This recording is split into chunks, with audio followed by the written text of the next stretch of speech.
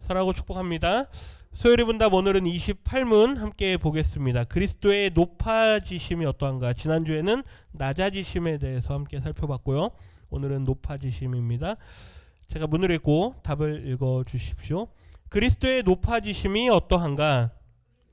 높아지심은 사흘 만에 죽은 가운데에서 다시 살아나신 것과 하늘로 올라가신 것과 하나님 아버지의 우편에 앉아 계신 것과 마지막 날에 세상을 심판하러 오시는 것이다. 아멘. 그리스도의 높아지심인데요. 우리가 앞서 지금까지 했던 내용들을 잠깐 정리하면 예수님은 그리스도이십니다. 그리고 그분이 그리스도이신데 그리스도로 이 땅에 오실 때 완전한 인간이시면서 또 완전한 하나님으로서의 그 모든 양면성을 다 가지고 오셨습니다. 그렇죠? 그래서 완전한 인간으로서 하셔야 될 일들이 있었고 또 완전한 하나님으로서 또 하셔야 될 일들이 있었죠. 우리가 수요일날 복음서 말씀들을 계속 보면 예수님의 신성이 부각되는 장면들이 여러 곳에서 나옵니다. 그러면서 동시에 예수님의 인성이 나타날 때도 있는데 그 동시에 높아지시면서 또 동시에 낮아지시는 그 지위를 왔다 갔다 하시는 것도 우리가 경험하게 됩니다. 이 땅에 낮은 자의 모습으로 인간의 모습으로 오실 때는 그의 낮아지심이 부각이 되는 거죠. 그게 우리가 지난주까지 살펴봤던 거고, 그러면서 동시에 그분의 신성이 부각될 때는, 특별히 하나님 대신에 하나님 되심이 부각될 때는 그분의 높아지심이 드러나는 겁니다. 오늘은 그리스도의 높아지심에 관한 말씀이고, 지금 읽은 이 답에 관한 내용들을 요렇게 네 가지로 정리할 수 있는데요. 다시 한번 보시면 그리스도의 높아지심은 다른 말로 하면 승귀라고 이야기합니다. 승귀, 높아지심. 그 첫 번째는 무엇이냐? 죽음에서 뭐 하신 것? 부활하신 것. 그리고 두 번째는 부활하셔서 이 땅에 40일 동안 계시다가 제자들과 많은 사람들에게 보이시고 뭐 하시죠? 승천하시죠. 승천하신다는 건 말 그대로 올라가신다는 얘기입니다. 하늘에 오르시어, 우리가 신앙 고백할 때 그렇게 하죠. 그리고 그분이 뭐 하신다? 하나님의 보좌 우편에 앉으신다. 보좌 우편에 앉으신다라는 건 다른 말로 하면 통치란 얘기죠. 그곳에 앉으셔서 통치하시는데 그분의 통치 방식이 뭐냐? 우리를 인도하시고 우리를 위해서 중보하시는 그 일을 하신다. 그리고 네 번째로 그분이 다시 오실 건데, 그래서 재림하시고 강림하실 때 심판주로서 우리를 심판하실 자로 이 땅 가운데 다시 오신다라고 하는 게 그분의 높아지심에 관한 내용입니다. 뭐 여기까지 다 정리가 되셨으면 이제 여기서 끝내도 됩니다. 근데 이제 말씀들을 가지고 조금 더 살펴보도록 하겠습니다. 빌립보서 9장의 말씀을 먼저 같이 한번 읽어보겠습니다. 지난주에는 요 앞전 구절들을 같이 먼저 읽었는데요. 거기에는 그리스도의 낮아지심에 관한 말씀들이 있었습니다. 하나님과 동등됨을 취하지 않으시고 종의 형체를 가지셨다. 그래서 사람들과 같이 되셨다. 십자가에 죽으셨다까지 봤죠. 계속 읽어보겠습니다. 이러므로 하나님이 그를 지극히 높여 모든 이름 위에 뛰어난 이름을 주사. 가장 먼저 예수님의 높아지심에 있어서 제일 먼저 부각되는 게 뭐냐? 하나님께서 그를 높이셨다라는 거죠. 이걸 우리가 먼저 기억을 해야 됩니다. 예수님의 부활에 대해서 이야기하고 또 그분의 승천하시고 통치하심에 대해서 이야기하기 전에 반드시 제일 먼저 선행되는 게 뭐냐? 하나님이 계시다라는 것. 그래서 하나님께서 예수님을 뭐 하셨다? 높이셨다. 거기에서부터 승기가 출발됩니다. 하나님이 높이지 않으시면 그 어느 누구도 높아질 자가 없죠. 설령 그게 예수님이실지라도 하나님께서 그를 높이셔서 모든 이름 위에 무엇을 주셨다? 뛰어난 이름을 주셨다. 그래서 나중에 예수님 부활하고 오순절 성령 사건 이후에 제자들이 다니면서 복음을 전할 때 우리에게 천하 가운데 구원받을 만한 다른 이름을 주시지 않았다. 오직 무엇만 주셨다? 예수의 이름만 우리에게 주셨다. 그 이름을 높이신 거죠. 예수의 이름 앞에 모두가 다 무릎을 꿇게 하셨다. 그게 이어지는 말씀이죠. 같이 읽습니다. 하늘에 있는 자들과 땅에 있는 자들과 땅 아래에 있는 자들로 모든 무릎을 예수의 이름에 꿇게 하시고. 아멘. 말씀 보십시오. 하나님께서 높이셨죠. 그 높아지신 그리스도 예수님을 향해서 하늘에 있는 자들과 땅에 있는 자들과 땅 아래에 있는 자들 모두가 다 뭐하죠? 무릎을 꿇습니다. 그런데 여기 보시면 누구의 이름에? 예수의 이름에. 그렇죠? 그 이름이 능력이 있는 겁니다. 그래서 그 이름을 의지하는 자에게 하나님의 은혜가 임하는 것이고 그 이름을 붙드는 자에게 하나님의 역사하심이 나타나는 거죠. 베드로와 요한이 늘 하던 시간에 따라서 기도하러 나갑니다. 그런데 그 기도하러 가던 길에 누구를 만납니까? 앉아서 구걸하던 사람을 만나죠. 나를 좀 도와주십시오 라고 했을 때 베드로와 요한이 뭐라고 말하죠? 나에게 은과 금은 없지만 나에게 있는 것으로 너에게 주겠다. 그게 뭡니까? 나사렛 예수의 이름으로. 그렇죠? 일어나라. 그랬을 때 그가 일어나잖아요. 무엇을 의지하는 거죠? 예수님의 이름을 의지하는 거죠. 그래서 모든 무릎을 예수의 이름에 꿇게 하셨다. 이게 하나님께서 예수님을 높이신 겁니다. 승기 되셨다. 11절까지 같이 읽겠습니다. 모든 입으로 예수 그리스도를 주라 시인하여 하나님 아버지께 영광을 돌리게 하셨느니라. 아멘. 이 말씀만 보면 결국 예수님이 높아지신 것, 하나님께서 왜 예수님을 높이셨느냐? 그냥 그분의 아들이기 때문에 높이셨느냐? 그게 아니란 얘기죠. 결국 누가 영광을 받으시기 위해서? 하나님께서 영광을 받으시기 위해서. 예수 이름 앞에 모두가 다 무릎을 꿇고 예수님을 그리스도로 부르면서 그를 주라. 주는 하나님을 부르던 호칭입니다. 하나님을 부르던 그 호칭을 예수님을 향해서 고백하면서 누구에게 영광을 돌립니까? 하나님께 영광을 돌립니다. 그러니까 우리가 예수님의 이름을 많이 부를 때 결국 그게 하나님께 영광이 될까요? 안 될까요? 됩니다. 그래서 예수님의 이름을 많이 부르셔야 됩니다. 우리가 기도할 때 주여 삼창하고 그렇죠? 주여 주여 하고 기도하지 않습니까? 주님을 부르는 이유가 뭘까요? 그 이름을 의지하기 때문이죠. 그만큼 하나님의 이름을 우리가 부른다라는 것, 예수님의 이름을 우리가 부른다라는 것 그 자체에도 어마어마한 능력이 있다라는 것입니다. 부탁드리는 것은 예수님의 이름을 많이 부르시기를 부탁드립니다. 세상에 어떠한 것을 많이 부르지 마시고 주님, 예수님 나를 좀 도와주십시오. 오늘 말씀에 다윗의 자손 누구요? 예수여. 그렇죠? 다윗의 자손 예수여 나를 불쌍히 여기소서. 나를 도와주십시오. 예수님의 이름을 부르는 그것에 능력이 있다라는 것, 하나님의 영광이 나타나는 것을 우리는 반드시 기억해야 되는 것이죠. 첫 번째 예수님의 부활에 관해서 한번 살펴보겠습니다. 제가 늘 부활하면 그 옆에 수식어처럼 붙이는 게 있습니다. 이 부활은 예수님 그 당신 스스로도 부활하실 수 있는 분이십니다. 그렇죠? 하나님의 아들이시고 능력이 많으신 분이시죠. 그렇기 때문에 예수님께서 부활하시려면 얼마든지 부활하실 수도 있는 분이세요. 그런데 반드시 그 부활하심에는 무엇이 역사하느냐? 하나님의 역사하심이 나타납니다. 하나님의 능력이 나타납니다. 그래서 사도 바울도 죽은 자 가운데서 다시 살리신 분이 계시다. 예수를 죽은 자 가운데서 살리신 분이 계시다. 그분이 누구시냐? 하나님이시다. 사도 바울도 늘 그것을 고백합니다. 그래서 부활은 곧 무엇이냐? 하나님의 능력이다. 이걸 반드시 기억하시면서 우리 고린도전서 15장 말씀 같이 한번 읽어봅니다. 장사 지낸 바 되셨다가 성경대로 사흘 만에 다시 살아나사. 아멘. 이 말씀을 우리가 읽은 이유가 뭘까요? 첫 번째, 예수님의 부활은 진짜라는 얘기죠. 지금도 많은 사람들이 예수님의 부활을 의심합니다. 그걸 믿지 못하는 거죠. 어떻게 죽은 자가 부활할 수가 있느냐? 초대교회 때부터 많은 사람들이 의심하고 늘 그렇게 믿지 못했던 가장 큰 이유는 무엇이냐? 죽은 자가 어떻게 부활하느냐라고 하는 문제였습니다. 그래서 실제로 초대교회 제자들에게 있어서 가장 그들의 전도의 메시지는 뭐냐? 예수님이 부활하셨다. 예수님이 다시 사셨다. 지금 우리가 당신은 하나님께서 당신을 사랑하십니다. 사형리라든가 어떤 쪽복음이라든가 어떤 복음에 관한 메시지들을 길게 전하지 않아도 초대교회의 가장 첫 번째 전도의 메시지는 뭐였냐? 예수가 다시 살아나셨다. 이거였죠. 왜요? 믿지 못하기 때문에. 저 갈릴리에서 한동안 막 사람들을 몰고 다니다가 어느 순간 예루살렘에 와서 십자가에 처형돼 죽었다. 그런데 사람들이 그 사람이 다시 살아났다라는 이야기를 듣기 시작합니다. 그것이 사람들에게 늘 전해지는데 그걸 믿는 사람이 있고 믿지 못하는 사람들이 있었죠.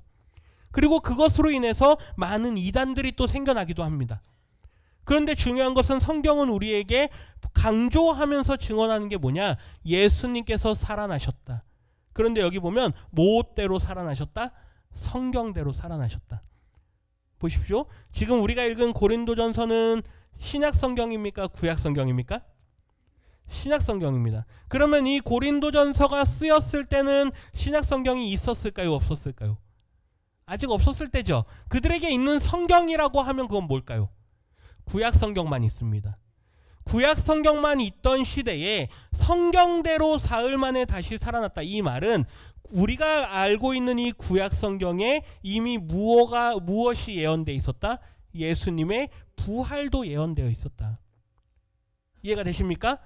지금 이 고린도전서를 기록하면서 구약 성경에 분명히 예수님의 부활이 예언되어 있었는데 그 예언대로 이 예수가 뭐 하셨다? 부활하셨다. 그러니까 그냥 부활했다가 아니죠. 하나님께서 약속하신 대로, 하나님께서 많은 선지자들을 통해서 우리에게 주신 말씀대로 예수님이 부활하셨다. 이게 굉장히 중요한 거죠. 한 군데 더 읽겠습니다. 같이 읽습니다. 그리스도께서 약하심으로 십자가에 못 박히셨으나 하나님의 능력으로 살아계시니 우리도 그 안에서 약하나 너희에게 대하여 하나님의 능력으로 그와 함께 살리라. 아멘. 그리스도께서 약하심으로, 여기 약하심으로는 정말로 예수님이 약하기 때문이 그 말이 아니죠. 뭘 경험하신 거죠? 우리 인간의 모든 낮음을 경험하신 거죠. 인간의 연약함을 경험하시고 십자가에 죽으실 때 예수님의 그 인성이 드러나는 거죠. 우리 인간의 연약함으로 말미암아서 십자가에 못 박혀 죽으셨으나 무엇으로 살아나셨다? 하나님의 능력으로. 부활은 반드시 무엇이 강조되는 것이냐? 하나님의 능력이 강조되는 것입니다. 하나님께서 그분의 능력으로 예수님을 살리셨다. 그러니 우리도 그 안에서 약하나, 우리도 약하죠. 우리도 인간이기 때문에 약합니다. 그러나 우리가 그리스도 안에 있을 때 우리에게 대하여 하나님의 살리시는 능력, 죽은 자 가운데에서 살리시는 그 하나님의 능력으로 말미암아서 우리도 또한 뭐 할 것이다? 살 것이다. 그래서 부활은 또 다른 의미가 있는데요. 그것은 어떤 의미가 있느냐? 소망이라는 의미가 있습니다. 제가 오늘은 소망을 강조하지는 않을 것인데, 왜 그러냐면 부활이 가지고 있는 하나님의 능력, 그리고 예수님의 높아지심이 오늘은 초점이기 때문입니다. 그러나 부활에는 또 다른 의미가 있는데 무엇이 있느냐? 소망도 있습니다. 죽은 자가 죽음으로 멈추면 그건 아무것도 아닌 거죠. 그러나 죽음에서 부활하신 분이 계시기 때문에 우리도 죽은 후에 뭐 할 것이다? 부활할 것이다 라는 그 부활의 소망을 갖는 거죠. 그러나 오늘은 거기가 강조는 아닙니다. 오늘은 하나님의 능력과 예수님의 높아지심이 강조입니다. 한 군데 더 읽겠습니다. 에베소서 1장 20절 말씀입니다. 그의 능력이 그리스도 안에서 역사하사 죽은 자들 가운데서 다시 살리시고 하늘에서 자기의 오른편에 앉히사. 아멘. 그의 능력이, 누구의 능력일까요? 하나님의 능력이. 그렇죠. 하나님의 능력이 그리스도 안에서 역사하는 거죠. 하나님의 능력이 죽음 가운데 있는 예수님 안에 임합니다. 그랬을 때 예수님의 그 죽으심이 이제 죽은 자들 가운데서 다시 뭐 하게 되는 거죠? 살아나게 되는 거죠. 이게 하나님의 능력입니다. 그리고 나서 하나님께서 예수님을 자기의 오른편에 앉히셨다. 계속해서 강조되는 게 뭡니까? 예수님의 부활은 무엇과 함께한다? 하나님의 능력과 함께한다. 이걸 반드시 기억하시기를 부탁드립니다. 하나님의 능력을 우리가 믿을 수 있어야 나의 부활도 믿을 수가 있습니다. 하나님의 능력으로 인해서 예수님이 부활하셨다라는 걸 믿을 수 있어야 하나님의 능력으로 말미암아서 나도 부활한다라는 걸 믿을 수 있습니다. 그게 믿어지지 않으면 우리는 부활할 수가 없는 거죠. 그런데 그 능력, 부활하게 하시는 그 능력은 이미 벌써 창세기에서부터 드러나죠. 세상을 창조하실 때 없는 것에서부터 있는 것을 만들어내시는 분. 그러니 있는 것이 잠깐 죽었다고 하더라도 그거를 다시 살리실 수 있는 분이 누구실까요? 하나님이시죠. 그러니까 창조를 믿으면 부활도 믿을 수밖에 없습니다. 창조가 너무나도 크기 때문에. 그런데 사람들이 창조를 믿을까요? 못 믿을까요? 못 믿죠. 그러니 부활을 믿을 수 있을까요? 없을까요? 못 믿죠. 안타까운 겁니다. 그럼에도 불구하고 우리에게는 그 믿음이 여전히 필요하다. 하나님 나에게 창조에 관한 믿음을 주십시오. 그리고 부활에 관한 소망과 그 믿음을 주십시오. 하나님의 능력만이 그것을 가능케 합니다. 두 번째는 예수님의 승천하십니다. 좀 전에 읽었던 말씀에 하늘에서 자기의 오른편에 앉히셨다, 하늘로 올리셨다는 얘기죠. 하늘로 올리셨다, 승천하셨다라는 얘기인데요. 우리 사도행전 말씀 같이 한번 읽어보겠습니다. 그가 택하신 사도들에게 성령으로 명하시고 승천하신 날까지의 일을 기록하였노라. 아멘. 이 사도행전 1장에는 이제 자신이 앞서서 쓴 글에 대해서 설명을 합니다. 사도행전을 기록한 사람이 누구일까요? 네, 시험에 빠지시면 안 됩니다. 누가 기록했을까요? 누가 기록했을까요? 누가가 기록했습니다. 네. 사도행전은 누가 기록했다고요? 누가가 기록했습니다. 질문입니다. 누가복음은 누가 기록했을까요? 누가가 기록했습니다. 누가가 두 편의 성경을 썼는데요. 첫 번째는 누가복음을 먼저 기록을 합니다. 그러면서 누가복음의 처음 1장을 읽어보시면 데오빌로여라고 하면서 이제 그 편지를 보내는 사람의 이름이 나오고, 내가 지금까지 예수에 관한 많은 이야기들이 있는데 사람들이 예수에 대해서 잘 모르더라. 사람들이 많은 이야기들을 돌리고 있는데 어떤 거는 맞고 어떤 거는 틀리고, 어떤 이야기는 진짜고 어떤 이야기는 좀 과장됐더라, 조금 왜곡됐더라, 이런 것들이 너무 많아서 내가 자세하게 좀 자료들을 모아보고 예수에 관한 소식들, 소문들을 다 모아서 예수에 관한 이야기들을 내가 편지를 써서 당신에게 보냅니다 라고 하는 게 누가복음입니다. 그래서 예수님의 탄생부터 해서 지금 좀 전에 말했던 예수님께서 사도들에게 명령하시고 승천하시기까지를 기록한 게 누가복음입니다. 1장부터 24장까지. 그러면서 두 번째 편지를 쓰면서 이제 데오빌로여라고 하면서 사도행전을 기록하는데, 내가 앞선 책에서는 예수에 관한 이야기들을 기록했습니다 라고 하면서 하는 말이 지금 이 2절입니다. 그러면 이제 뒤에 내용들은 뭐가 나올까요? 많은 사도들이 어떤 일을 했는가. 그리고 누가는 특별히 사도 바울의 의사였습니다.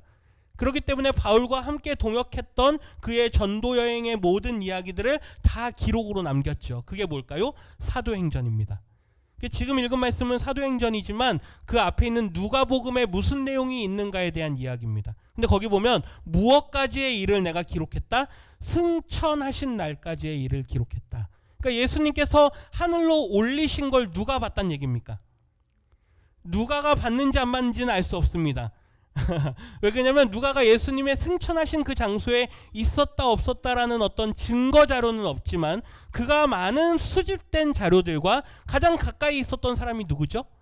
사도 바울. 그리고 또 그가 사역하면서 만났던 사람들이 누굽니까? 12 제자들, 그쵸? 그들을 통해서 들었던 많은 이야기들을 그가 기록으로 남겨놨기 때문에 예수에 관한 이야기들이 지금 기록이 돼 있는 거죠.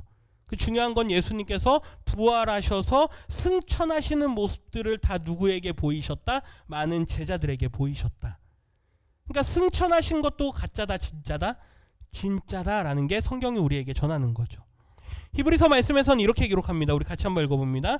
그러므로 우리에게 큰 대제사장이 계시니 승천하시니 곧 하나님의 아들 예수시라. 우리가 믿는 도리를 굳게 잡을지어다. 아멘. 이 히브리서 기자도 우리에게 큰 대제사장이 계시다. 이제 대제사장이다 그러면은 그리스도의 세 가지 직분이 있는데, 그쵸? 첫 번째는 제사장, 그쵸? 두 번째는 선지자, 세 번째는 왕, 순서는 상관없습니다. 어쨌든 그 제사장으로서의 예수님을 이야기하는 거구나. 그런데 그분께서 뭐 하셨다? 승천하셨다. 하늘에 계시는구나. 그리고 그분이 곧 누구시다? 하나님의 아들이신 예수님이시구나. 우리는 이렇게 이해할 수가 있게 되는 거죠. 중요한 건 그 하나님의 아들이신 예수가 어디에 계신다? 승천하셔서 하늘에 계신다. 그렇죠. 성경을 기록한 많은 성경의 기록자들이 예수님의 승천하심에 대해서 이야기하고 있죠. 아까 읽었던 에베소서 말씀 4장에서는 이렇게 기록하는데요. 같이 읽겠습니다. 내리셨던 그가 곧 모든 하늘 위에 오르신 자니 이는 만물을 충만하게 하려 하심이라. 아멘. 내리셨던 그가 누굴까요? 내리셨던 그? 내리셨던 그분. 다시 말하면 이 땅에 내려오셨던 분 누구일까요? 예수님. 그렇죠? 하늘에 계시던 그 하나님의 아들이신 예수님께서 이 땅 가운데 인간의 모습으로 내려오셨습니다. 번역을 좀 어렵게 해서 내리셨던, 도대체 뭘 내렸다는 얘기인가, 그렇죠? 이 땅에 내려오신 분입니다. 내려오신 분이신 그 예수님께서, 그분이 그런데 동시에 모든 하늘 위에 뭐 하신 분이십니까? 오르신 분이십니다. 승천하신 분, 그렇죠? 오르신 분이시다. 내리셨던 분, 이 땅에 내려오셨던 그분께서 다시 하늘로 올라가신 분이시다. 그분이 누구시라고요? 예수님이시라고요. 예수님의 높아지심을 지금 이야기하고 있죠. 그런데 그분이 이제 높아지셔서 하늘에 오르셔서 무엇을 하시냐? 만물을 충만하게 하신다. 이 만물을 충만하게 하신다라는 말을 다르게 말하면 그분께서 통치하신다라고 우리는 이해할 수가 있게 됩니다. 자연스럽게 높아지시고 부활하셔서 승천하신 그분께서 이제 그곳에서 뭐 하시냐? 만물을 충만하게 하시는 일을 하신다. 근데 그 일을 통치하심으로 우리는 말할 수 있는데, 히브리서에서는 이렇게 기록합니다. 같이 한번 읽어봅니다. 또 하나님의 집 다스리는 큰 제사장이 계시매. 아멘. 그리스도의 삼중직에 있어서 제사장으로서의 그분의 역할이신데, 그런데 그분이 하시는 일이 뭐냐? 하나님의 집을 뭐 하신다? 다스리신다. 하나님의 집이 어디입니까? 하나님의 나라, 천국. 네, 맞습니다. 시공간을 초월하여서 계시는 그 하나님. 그런데 그 하나님의 집을 다스리시는 분이 계시다. 그분이 누굴까요? 예수님, 그렇죠? 큰 제사장이 계시매. 그분이 누굴까요? 예수님이십니다. 하나님의 집에서 아들로서 그 하나님의 나라를 다스리는 권세를 가지고 있으시다. 제가 이제 저희 부모님 댁에 이제 방문하면 하는 일이 있습니다. 냉장고를 활짝활짝 엽니다. 이유가 있는데요. 저희 집에 가도 냉장고를 제가 활짝활짝 엽니다. 그럼 이제 늘 혼납니다. 왜 혼날까요? 전기세 나온다고. 그렇죠? 전기세 나온다고 혼납니다. 그런데 하는 이유가 있습니다. 왜 그럴까요? 나는 이 집의 뭐다? 주인이다. 비록 출가해서 내가 나가서 새로운 가정을 꾸렸지만 나는 이 집에 오면 나는 뭐다? 주인이다. 마음껏 열까요? 안 열까요? 엽니다. 다 훑어봅니다. 뭐가 있나? 이유는 딱 하나입니다. 뭐이기 때문에? 주인이기 때문에. 주인에게는 그 집을 다스릴 수 있는 권세가 있을까요? 없을까요? 있습니다. 예수님께서 비록 이 땅에 잠깐 오셨다가 다시 가시지만 가셔서도 동시에 하시는 일이 있습니다. 그게 뭘까요?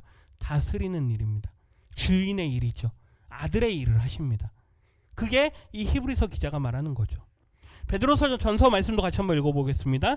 그는 하늘에 오르사 하나님 우편에 계시니 천사들과 권세들과 능력들이 그에게 복종하느니라.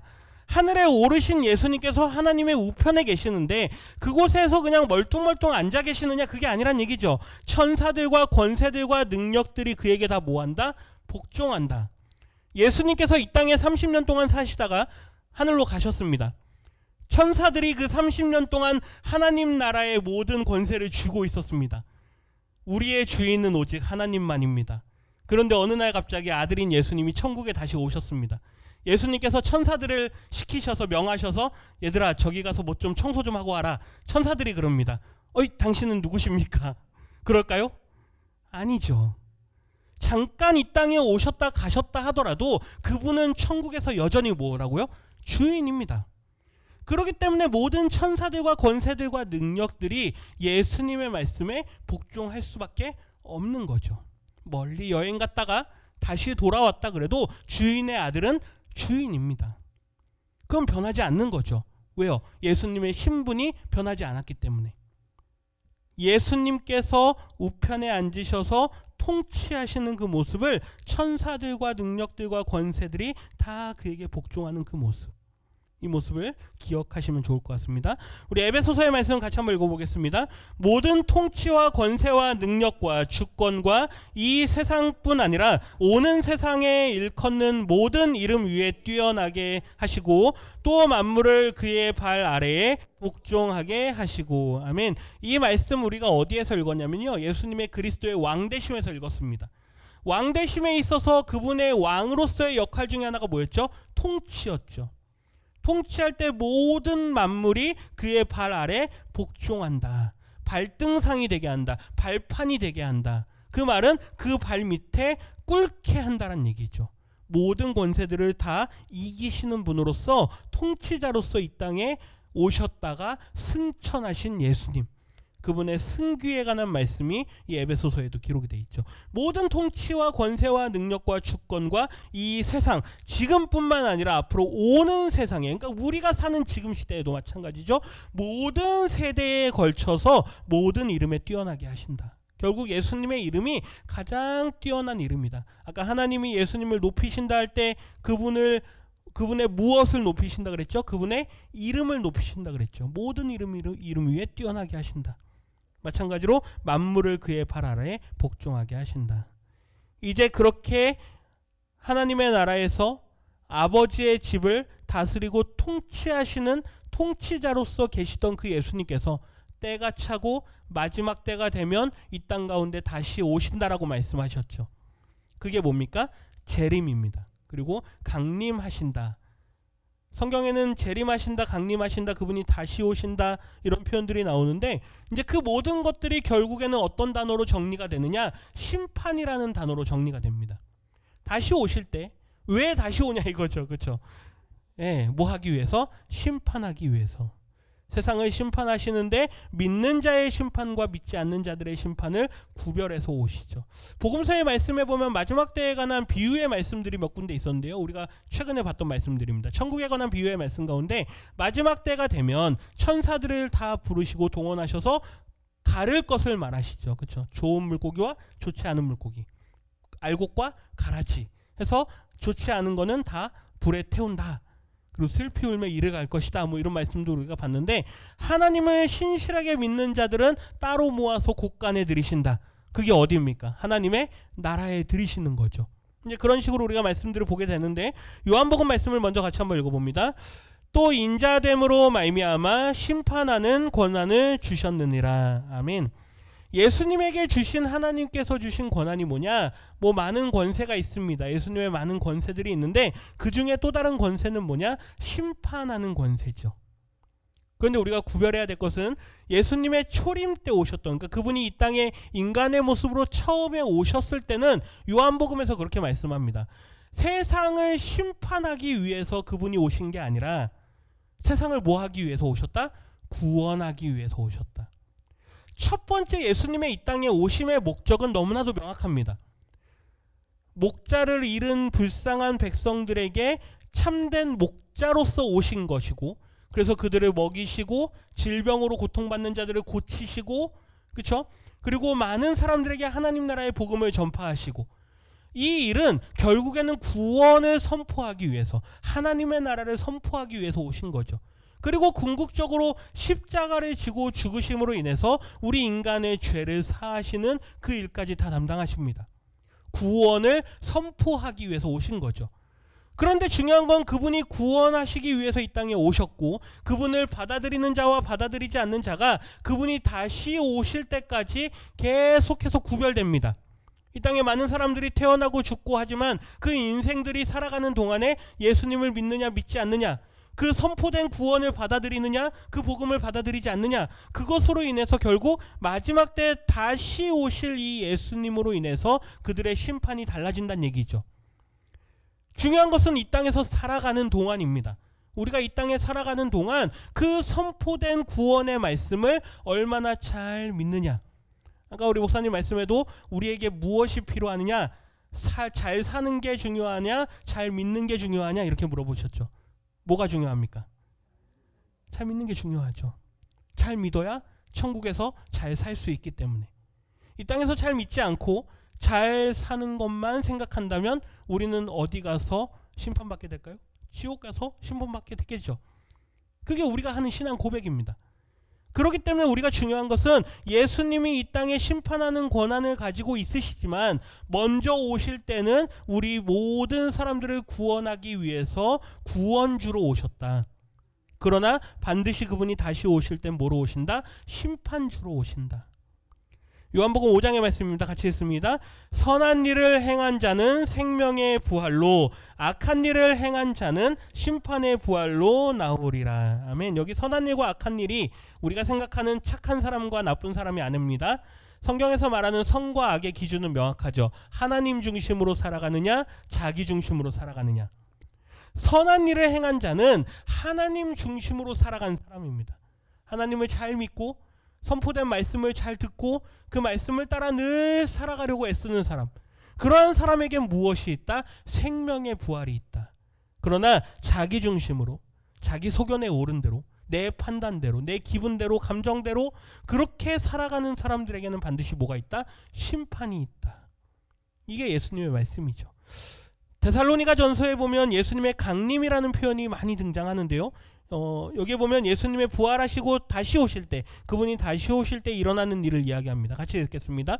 또 죽은 자들 가운데서 다시 살리신 그의 아들이 하늘로부터 강림하실 것을 너희가 어떻게 기다리는지를 말하니, 이는 장래의 노하심에서 우리를 건지시는 예수시니라. 아멘. 먼저 믿는 자들을 향해서 이렇게 말씀합니다. 다시 죽은 자들 가운데서 다시 살리신 그분의 아들이, 하나님의 아들이 하늘로부터 뭐 하실 것이다? 강림하실 것이다. 그런데 중요한 거는 그분이 어떤 분이시냐? 장래의 노하심에서, 하나님의 진노하심에서 우리를 뭐 하실 분이시다? 건지실 분이시다. 다시 오실 분은 예수님이신데 그 예수님은 반드시 믿는 자들을 하나님의 진노하심으로부터 건지실 분이시다. 그러니까 믿는 자에게는 주님의 다시 오심이 겁이 날까요, 안 날까요? 겁나십니까? 아직 더 살아야 되는데 이 땅에서 아직 할 일이 많으십니까? 당장 오늘 저녁에 주님이 다시 오신다 그래도 우리는 겁낼 게 없습니다. 오히려 더 좋지요. 아직 뭐 많이 갖고 계십니까? 오늘 밤에 주님이 오셔도 우리는 좋습니다. 왜요? 가진 게 많지 않고, 오히려 육신의 질병으로 인해서 아파하고 있는데 천국에 가면 고통도 없고 아픔도 없는데 얼마나 좋겠습니까?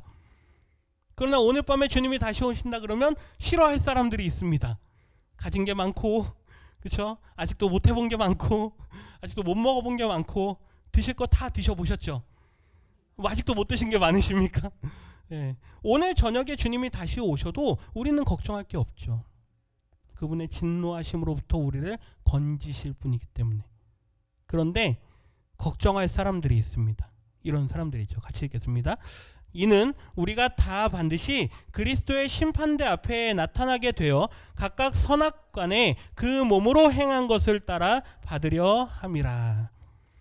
하나님의 말씀을 따라 선한 대로, 하나님의 뜻대로 살아간 사람들과 하나님의 뜻이 아닌 자기의 뜻대로 살아간, 악하게 살아간 사람들에 대해서 그들이 각각 행한 대로 다 반드시 받게 된다는 얘기죠. 보응하신다라고 합니다. 행한 대로 갚으신다. 그들의 행한 대로 갚으시는 분이 하나님이신데 마지막 때에 그리스도의 심판대 앞에 선다 그러죠. 그 심판대의 주인이 누구입니까? 예수님입니다. 그래서 그리스도의 심판대라고 하죠. 법정에서 그 판결을 내리시는 분이 너희의 행한 대로 갚겠다라고 선포하실 때 그 선포하심이 두렵고 떨릴 사람이 있을 겁니다. 그러나 잘 믿은 우리에게는 그것이 오히려 감사요, 은혜가 된다는 얘기죠. 바라기는 우리 성도님들이 그 심판대 앞에서 두렵고 떨지 않으시기를 부탁드립니다. 감사함이 넘쳐야죠. 왜요? 믿기 때문에. 로마서의 말씀, 이 말씀만 읽고 마치겠습니다. 다만 내 고집과 회개하지 아니한 마음을 따라 진노의 날, 곧 하나님의 의로우신 심판이 나타나는 그날에 임할 진노를 내게 쌓는도다. 아멘. 우리는 이 말씀을 읽을 때마다 늘 두렵고 떨림으로 우리 주변에 믿지 않는 자들을 볼 수 있어야 됩니다.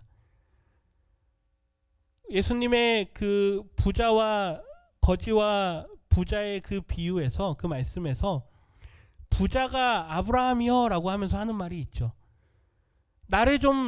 나사로를 저기에 좀 보내주십시오. 내 형제들이 아직 믿지 않고 있습니다. 그런데 내가 여기 와보니 너무나도 고통스럽습니다. 이곳에 나의 형제들이 오지 않을 수 있도록 저 나사로를 좀 보내주십시오. 근데 아브라함이 뭐라 그럽니까? 이미 저 땅에는 모세의 글도 있고 이미 선지자들의 글도 있다. 다시 말하면 하나님의 말씀이 그 땅에 있다. 하나님의 말씀이 이미 선포가 됐고 그 구원의 말씀이 이미 선포되어 있어서 그거를 듣고 알아서 믿을 것이다. 그러니 죽은 자가 다시 살아나서 간다 그래도 아무 소용이 없을 것이다. 우리 주변에 있는 이웃들, 내 형제 자매들, 우리 부모 가족들 중에 믿지 않는 자들이 있다. 그럴 때 우리는 두렵고 떨림으로 그들을 볼 수 있어야 됩니다. 그들이 받을 그 심판대 앞에서 그들이 얼마나 절망 가운데 있게 될지, 그들을 어떻게 해서든 구원의 길로 인도하고자 하는 그 애씀과 그 기도가 우리에게 너무나도 절실한 거죠. 교회의 존재 목적은 영혼을 어떻게 해서든 구원으로 인도하기 위한 데도 있습니다. 우리가 모여서 하나님을 예배하고 우리가 구원받은 그것에 감사하고 하나님께서 우리를 구원받은 공동체로 부르셨다라는 게 교회의 목적인데, 거기에 또 다른 사명은 반드시 믿지 않는 자들을 주님께로 인도하는 데 있는 거죠. 방법은 다양합니다. 그리고 사역의 형태도 다르고 대상도 다릅니다. 우리 선교사님들 얼마나 귀합니까? 이 땅에 와 있는 외국인들, 그들에게 접근해서 그들에게 복음을 전하고 그들을 생명의 길로 인도하는 그 사역, 또 각자 있는 곳에서 다양한 방식으로 복음을 전하는 그 일들을 하죠. 오늘 우리에게 주어진 것이 그 사명이고, 하나님께서 예수님을 높이신 이유가 우리에게도 이제 그 사명을 더욱더 확실하게 주시기 위함인 줄 믿습니다. 왜요? 마지막 때 뭐가 있기 때문에? 심판이 있기 때문에. 심판주로서 이 땅에 다시 오실 그 예수님을 우리가 생각할 때 우리의 구원에 대한 확신은 있지만 여전히 우리의 가족, 우리의 자녀, 내 옆에 있는 친구들, 직장 동료들, 그들의 구원을 생각할 때 우리의 마음에 아픔이 있고 어려움이 있다면 우리는 그들에게 늘 복음을 전하는 그 일을 감당해야 하는 것이죠. 바라기는 우리 모든 성도님들이 이 일에 있어서 소극적이 아니라 우리가 더욱더 적극적으로 복음을 전하는 일을 감당하실 수 있기를 다시 한번 부탁을 드립니다. 오늘은 우리가 예수님의 승귀, 높아지심에 대해서 함께 살펴보았습니다. 첫 번째는 하나님께서 그분을 높이셨다. 그 높아지심은 부활과 승천과 통치하심과 심판하심이 있다라고 하는 것. 이것을 좀 기억하셔서 늘 예수님을 의지하시는 우리 모든 성도님들 되시기를 주님의 이름으로 축복합니다.